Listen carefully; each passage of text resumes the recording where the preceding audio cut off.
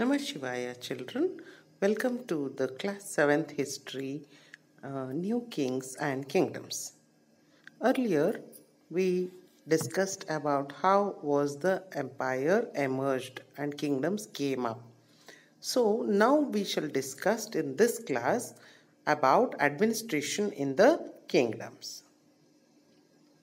Children, here we can see that many kings adopted high sounding titles like Maharaja, Rajadiraja. So, big landlords or warrior chiefs in different regions are called Samantas, isn't it? Samanta, okay?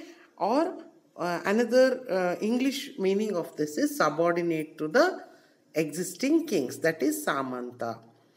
As Samanta started getting more and more power and wealth, they started declaring themselves as Mahasamanta, Mahamandaleshwara. Mahamandaleshwara means great lord of a circle and so on.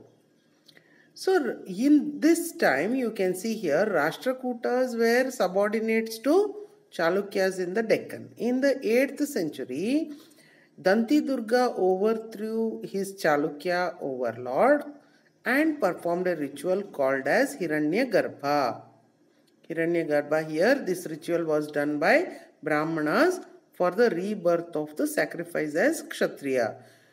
Kadamba Mayura Sharman and the Pratihara Harichandra, who were Brahmanas, they took to arms and successfully established their kingdoms in Karnataka and Rajasthan. So here you can see many kings have adopted high sounding titles like Tribhuvana Chakra, Chakravarti, Maharaja, Diraja. In spite of this, they have shared power with the merchants, peasants, traders, and Brahmanas. Why did they do this? Means because they wanted a very good, effective administration. How it could be done?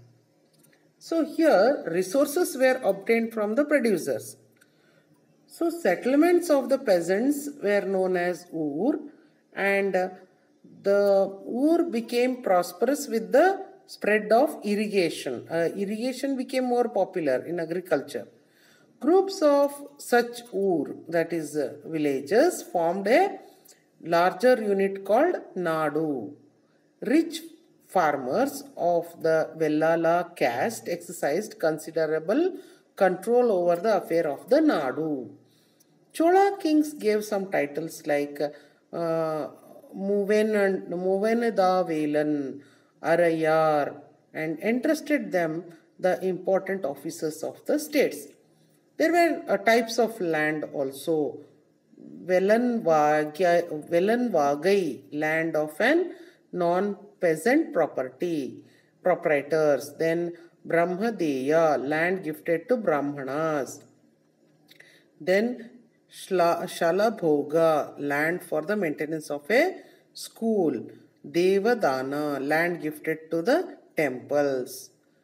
Okay, so Palichadanam means here it is land donated to Jaina institutions. In China, it was ruled by Tang dynasty. Its capital was Xi'an. So the inscription of the Cholas in Tamil Nadu refer to more than 400 terms for different kinds of taxes also. Most frequently mentioned tax is Vetti, taken not in cash but in the form of forced labor. Kadamai, that is land revenue. There were taxes on thatching in the house, then climbing on ladder to palm trees, and access on succession to family property. Rulers belonging to the Gurjara Pratihara, Rashtrakuta and Pala dynasty, they fought for control over the Kannauj. Tripartite struggle was there, and Sultan Muhammad of Ghazni of Afghanistan ruled from 997 to 1030. He extended control over the parts of Central Asia, Iran and northwestern subcontinent. He raided the subcontinent almost every year, and he targeted mostly wealthy temples like Somnath temple. So Chamanas also were there. They were known as Chauhans, ruled the region around Delhi and Ajmer. So here you can see they collected the kings wanted finance because they wanted to fight the wars. The function of revenue collection was generally done by the functionaries from the influential family, and these positions were also hereditary. So this is about the small introduction for the administration in the kingdom. In the next class, I shall come up with another content, children. That's all for today. Namah Shivaya.